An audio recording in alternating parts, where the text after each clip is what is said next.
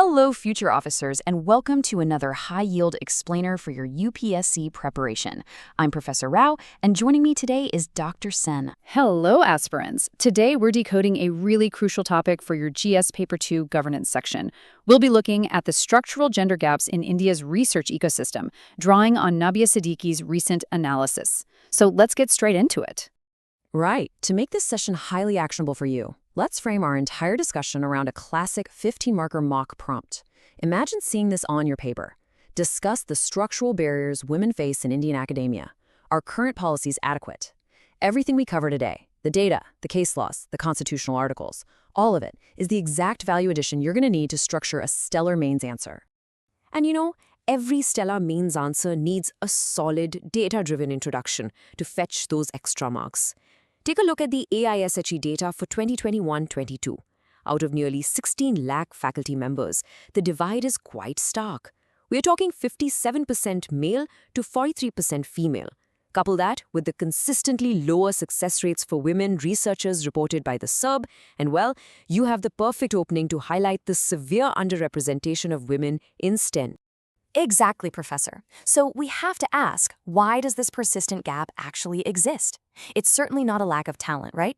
It happens because peak domestic responsibilities often collide with those absolutely crucial postdoctoral years. The Tata Institute of Social Sciences reveals that even in dual-career academic households, women still bear the brunt of the domestic work. Citing this specific TIS study in your body paragraphs is a fantastic way to prove how these unequal burdens lead directly to delayed publications and gaps in grant records.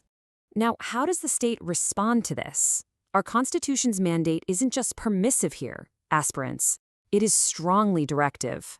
Article 15.3 specifically enables special provisions for women. Article 16 allows for correcting historical disadvantages. And crucially, Article 51A-E makes it a fundamental duty to renounce practices derogatory to women's dignity. You want to cite these exact articles to give your answer that unshakable constitutional weight. But how do these lofty ideals actually translate into reality? Well, unfortunately, we see massive legislative asymmetry. The Maternity Benefit Act grants 26 weeks of paid leave, which is great, but it critically excludes early career researchers who are on fellowships. Meanwhile, there is literally no central statutory paternity leave. Government employees get a mere 15 days. This glaring policy gap effectively shifts the entire caregiving burden right back onto women. To substantiate that point beautifully, I want you to note down this specific 2003 Supreme Court judgment as a golden nugget for your GS2 paper, Vijay Lakshmi versus Punjab University. The court explicitly held that measures favoring women are constitutionally valid when they address demonstrated disadvantages. Use this to legally justify why providing age relaxations for women's research grants isn't reverse discrimination. It is a lawful, necessary corrective. Building right on that judgment, you must clearly differentiate two vital concepts in your answer. Formal equality simply means treating everyone exactly the same, totally regardless of their circumstances. But substantive equality, that accounts for structural disadvantages and unequal outcomes. This distinction is your theoretical justification for why extending eligibility windows for women is a fundamental act of substantive equality, not just an arbitrary preference. However, a mature mains answer must always critically analyze current policies. Take the SERB age relaxation, for instance. It provides a 5-year extension.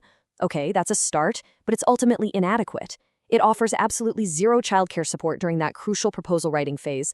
There's no institutional support during maternity leave, and it entirely ignores single fathers or male caregivers who face those very same disruptions. And as you know, you must always end with a constructive way forward, ideally aligned with NEP 2020. First, funding agencies absolutely need to provide no-cost grant extensions for documented caregiving periods. Second, we need to introduce re-entry fellowships for women returning after career breaks. And third, implement flexible milestone reporting for all caregivers. Conclude your essay by advocating for this kind of layered approach. Strengthen the women-specific support, but add progressive provisions for everyone. Excellent points, Dr. Sen. Well, that brings us to the end of today's explainer, but really, it's just the beginning of your deeper preparation. I want to leave you with a provocative question to chew on for your UPSC personality test. Should India's research grants be strictly gender neutral, or should they be caregiver-centric to achieve true equity? Think deeply about this. formulate a mature, balanced viewpoint.